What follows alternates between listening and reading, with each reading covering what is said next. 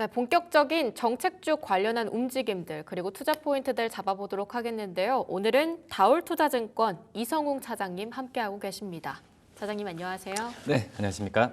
자, 이제 어찌 보면 조기 대선이 2주도 채 남지 않은 상황인데요. 지금 당장 정책주 관련해서 저희가 들어가는 거에 대해서는 어떻게 평가하실지 좀 궁금합니다. 제가 어제 저녁 방송을 좀 진행했는데 거기에서는 정책주 이젠 끝물이다, 좀 나와야 한다 이런 입장을 받았거든요. 저도 약간 그 말에는 동의하고요. 어차피 그 전에 역사적으로 본다고 하더라도 이 정책주는 선거가 있기 한두 달 전에만 시세가 가장 크게, 그러니까 지금 정치 테마주라고 지금 얘기하는 종목들이 4월 초에 반등을 하고 이 4월 중반부터는 주가 좀 흘러내리는 모습을 많이 보여주고 있거든요. 그렇기 때문에 막상 이제 선거가 다가왔을 때는 랠리보다도 선거 전후로 잠깐 반짝은 할 수 있어요. 하지만 이미 좀 시장에서의 노출됐던 재료나 또 이제 그 뭐 결과야 뭐 가봐야 알겠지만은 어느 정도 그거에 대한 시장에서의 움직임은 이미 하지 않았나라고 좀 생각이 되고 있어서 제가 봤을 때도 지금 정치 테마주를 말 그대로 테마거든요. 그러니까 테마라는 말은 이 어떻게 보면 실체가 없는 거거든요. 네. 뭐 그렇기 때문에 지금 들어가는 거는 좀 위험하지 않나라고 좀 생각이 되고 있고요. 하지만 이제 산업 측면에서는 여러 분야로 이제 수혜를 받거나 아니면은 또 이제 약간 좀 수혜를 받는데 걸리는 좀 섹터들이 좀 나누어져 있거든요.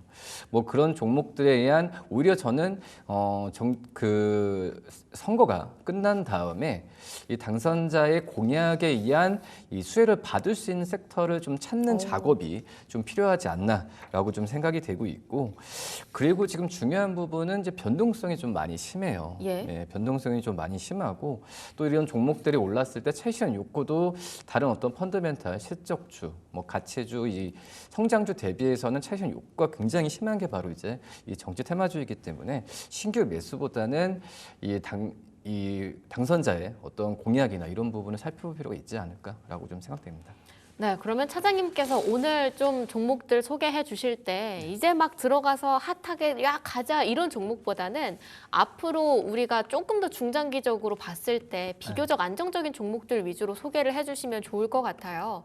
저희가 앞서 정책 관련해서 부동산하고 일자리 이렇게 좀 크게 받아봤거든요. 네. 부동산 쪽에서는 저희가 어떤 정책주 받아볼 수 있을까요?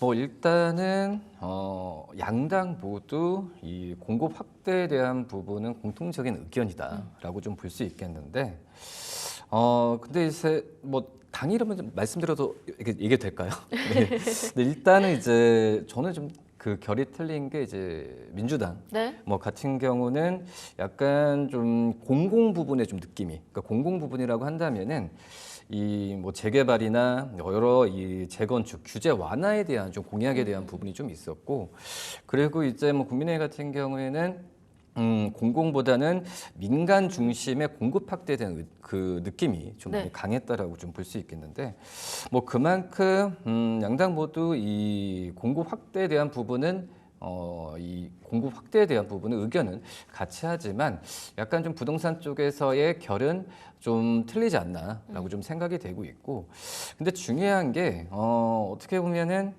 이 가계 대출이나 이런 부분이 늘어나는 부분은 양당 모두 좀 그렇게 뭐 좋아하지 않는 스탠스를 많이 좀 펼쳤거든요.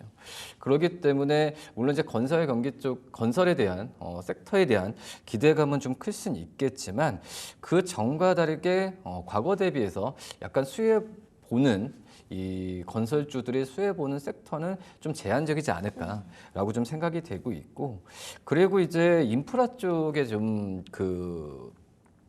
인프라 쪽에 대한 개발 부분을 좀 많이 언급했었는데 특히 이제 GTX죠. 이 GTX 같은 경우에 수도권 외곽이나 또 이제 뭐 강원도까지도 지금 얘기하는 걸 봤을 때는 어떤 인프라 투자에 대한 부분도 이 부동산 쪽과 마찬가지로 이런 부분을 좀 그 생각해야 되지 않을까라고 좀 생각이 되고 있고, 그 다음에 이 부동산 정책에 대한 부분에 있어서도 뭐 다주택자나 이런 세제에 대한 부분을 완화하는 스탠스를 많이 좀 취하고 있기 때문에 전체적으로 본다고 한다면 이 부동산 공급 확대에 대한 부분도 좀 공통적인 좀 의견이지만 인프라 확대나 어떤 그 세제 혜택 이런 부분도 약간 좀 공통적인 사항이지 않을까라고 좀 생각이 됩니다. 그러면 저희가 만약에 부동산 관련해서 좀 현대건설 보세요. 움직임이 상당하잖아요. 아, 내가 옥석 가리게 해서 지금이라도 좀 잡아보고 싶다 하면 눈여겨볼 만한 종목들 한 세네 가지 그냥 이렇게 던져주실 수 있을까요? 일단은 지금 본다고 하더라도 이 앞서서 말씀하셨듯이 현대건설도 그렇지만은 이 대형 그 건설사들에 대한 어떤 주가나 어떤 기대감이 좀 크다라고 좀 볼 수 있겠고 다른 어떤 중소형 건설사들도 뭐 실적이 괜찮은 기업들도 있겠지만은 여러 좀 변동성이 심한 상태에서 펀더멘탈로 이 주가가 신고가를 기록한다라고는 좀 딱히 말할 수는 없거든요. 네. 그렇기 때문에 저는 이제 대형 건설사 위주로 접근하는 게 맞지 않을까라고 좀 생각이 되고 있고 말씀하셨다시피 뭐 현대건설 같은 경우에도 지금은 투자 개발형 사업의 착공이나 여러 지금 호재 쪽 부분이 좀 많이 크다라고 좀 볼 수 있겠는데 근데 이제 지금 본다고 하더라도 현대건설 여러 뭐 삼성물산도 그렇지만 이런 건설사들 같은 경우는 해외 쪽에서의 플랜트나 이쪽에서 해외 실적에 대한 부분이 좀 실적에 많이 매출을 영향을 좀 끼치는 상황이고 저는 이제 GS 건설 GS건설이요? 네네네 GS 건설을 좀 이 대선 쪽에서의 결과에 대한 좀 수혜가 좀 되지 않을까.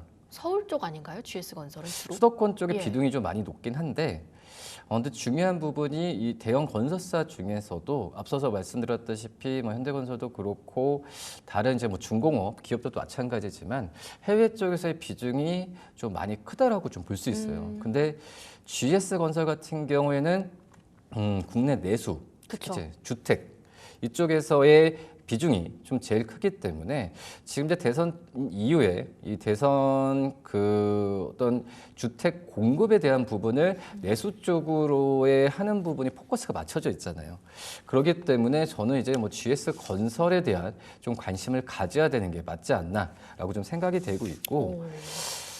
근데 중요한 부분은 물론 이제 서울 비중이 거의 30% 되고 예. 수도권 비중으로 본다고 하더라도 전체적으로 봐도 50% 이상이 되는 거긴 한데 지금 현재 이쪽에서의 이 수주 잔고나 여러 가지 면에서 본다고 하면은 지금 대선 공약의 그 대선 후보자들의 어떤 그 좀 공약 중에 하나가 어떤 지방의 미분양에 대한 얘기는 별로 없는 것 같아요.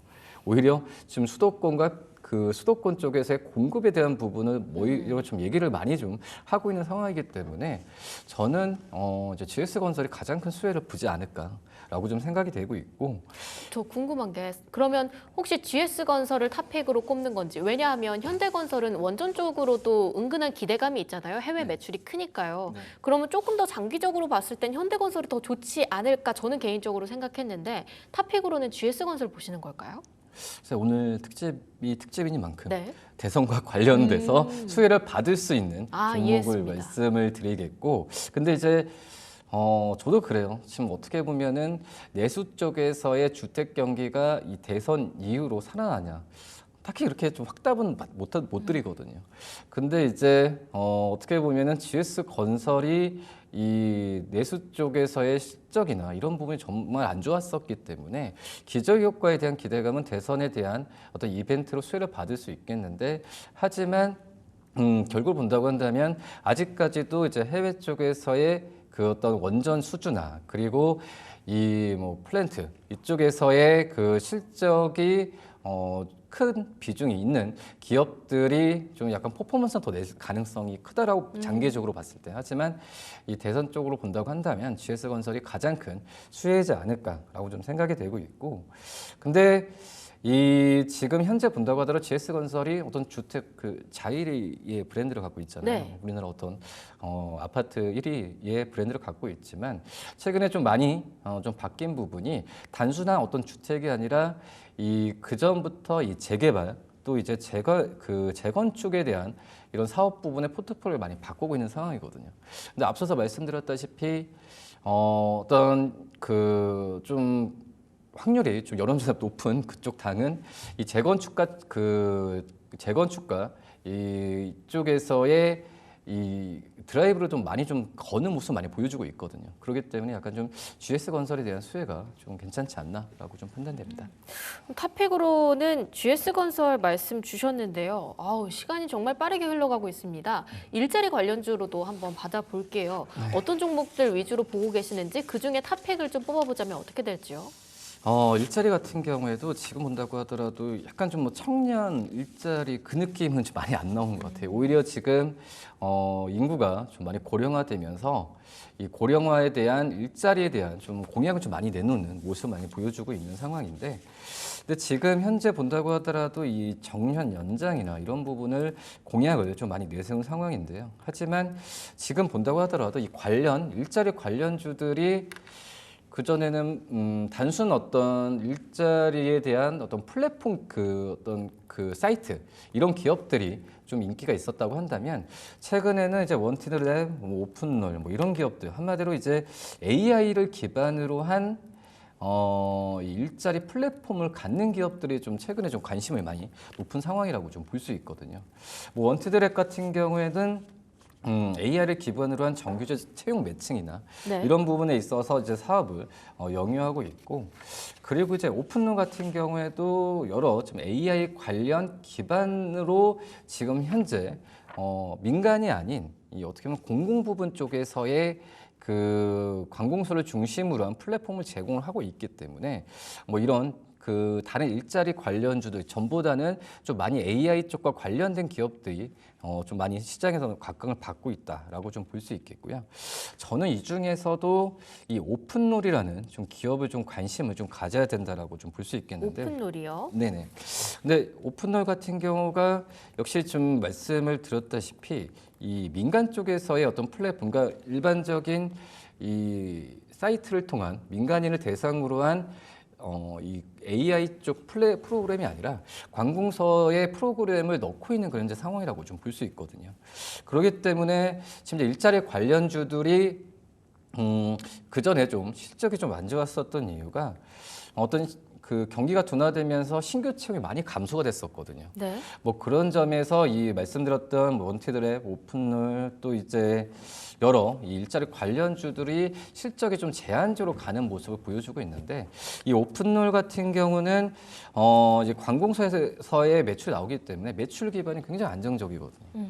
뭐 그런 점을 본다고 하면은 이 광고형 서비스에 대한 뭐 이런 부분에 있어서 일자리 관련주도 플랫폼 기업들의 실적이 좌지우지되는 경우가 많지만, 이런 부분의 리스크는 좀 제한적으로 좀 가지 않을까라고 좀 생각이 되고 있고, 그리고 결국은 또 이제 이 대선에 대한 일자리 확대 정책이 나온다고 한다면은 결국은 관공서를 중심으로 한 투자가 1차적으로 선행될 가능성이 크거든요. 네. 그럼 관공서에서나 이쪽에서의 그 공공기관 쪽으로의 투자 부분을 AI 쪽과 연결된다고 한다면 오픈롤이 다른 기업들 대비해서는 수혜를 받을 가능성이 굉장히 좀 높지 않나라고 좀 생각이 되고 있고, 이런 기술 연계 한마디로 좀 말씀드렸다시피 일자리 관련주지만 AI 쪽과 연결된 기업들이 어떻게 보면 좀 이렇게 랠리 부분이 계속 이어질 가능성이 커요.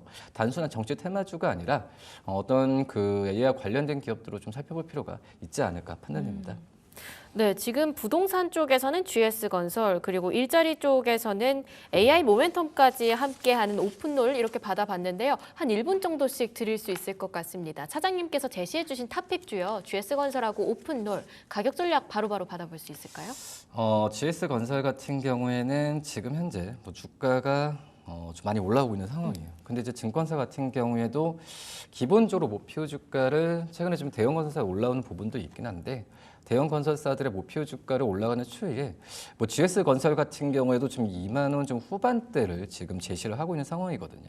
최근에 봤을 때도 2만 5천 원, 2만 6천 원대의 목표 주가를 제시하고 있는 상황이고, 그리고 손절가는 이제 17,000원 정도를 좀 말씀을 좀 드리는데, 결국은 이제 어떤 그 중소형 건설사가 아니라 이 GS건설처럼 대형 건설사들 같은 경우에는 좀 길게 보면은 원래 2, 3년 전까지만 하더라도 이 GS건설 같은 게 5만 원 가까이 갔던 주가거든요. 이런 그 내수 쪽에서의 주택 경기가 좀 부동산 경기 좋아진다고 한다면은 저는 충분히 그 전에 과거의 영광을 재현할 가능성이 크지 않을까라고 좀 생각이 되고 있고 네. 제 오픈롤 같은 경우에도 지금 5,900원 하고 있어요. 하지만 주가가 좀 많이 떨어졌던 상황이거든요. 그렇기 때문에 지금 현재 매수 관점으로 저는 들어가기가 좀 편하지 않을까라고 좀 생각이 되고 있고 1차적인 목표가 6,500원을 10% 정도 말씀드리고 돌파했을 때는 좀 더 보유 관점. 말씀드린 정치 테마주는 다른 섹터에 비해서는 차익 실현 요구가 굉장히 크거든요. 그렇죠. 네, 그렇기 때문에 좀 이 6,500원 넘었을 때는 물론 이제 이 오픈롤을 이 펀더멘탈 관점과 성장주로 말씀을 드리지만 그래도 목표 주가 도달했을 때는 매도 관점으로 한번 접근하는 게 낫지 않을까 판단되고요. 손절가는 5,000원 말씀드리도록 하겠습니다. 네, 오픈롤의 경우는 차익 실현 매물이 클 수가 있다. 해당 부분 고려해서 목표가 달성 시에는 빠르게 정리해보는 전략으로 말씀 주셨는데요. 앞서서 GS건설 가볍게만 여쭤볼게요. 목표가가 현재 가격 대비해서 살짝 크게 잡아주신 것 같아서 네. 대선 이후까지도 끌고 가야 하는 겁니까? 아니면 그 앞에 정말 단기적으로 보자라고 제시해 주신 목표가입니까? 아유, 저는 이제 대선 끝나고도 갖고 가야 되지 않을까. 오픈롤은 뭐 대선에 의한 이벤트 관점에서 뭐 차익 실현에 대한 부분을 하도 되지만 네. 저는 GS건설 같은 경우에는 좀 길게 가져갔으면 좋겠다라고 좀 말씀을 드리도록 하겠고요. 하지만 말씀드렸다시피 GS건설의 건설주의 탑픽은 아니에요. 탑픽은 뭐예요, 그럼? 개인적으로 탑픽으로 건설주. 봤을 때는 저는 뭐 삼성물산이나 이쪽의 기업들을 관심 있게 보는데 예. 하지만 대선에 대한 프리미엄은 다른 건설주 대비해서 GS건설이 확실히 있지 않나라고 좀 생각됩니다. 네, 오늘 특집 마련으로서 사실상 GS건설 가져와 주셨고요. 이게 중장기적인 모멘텀도 함께 가지고 있으니까요. 목표가 조금 크게 잡아주셨습니다. 대선 이후까지도 중장기적인 홀딩 전략으로 가져가 보도록 하겠습니다. 여기서 인사드리도록 하겠습니다. 지금까지 다올투자증권 이성웅 차장과 함께했습니다. 차장님 말씀 감사합니다. 네, 감사합니다.